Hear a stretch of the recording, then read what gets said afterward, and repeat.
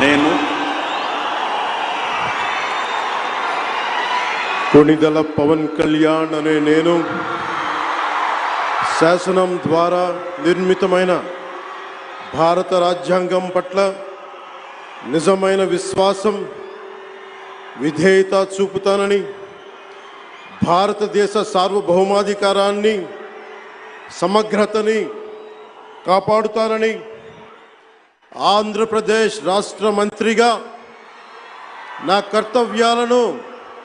శ్రద్ధతో, అంతఃకరణ శుద్ధితో నిర్వహిస్తానని, భయం గాని, పక్షపాతం గాని, రాగద్వేషాలు గాని లేకుండా రాజ్యాంగాన్ని, శాసనాలని అనుసరించి ప్రజలందరికీ న్యాయం చేకూరుస్తాను.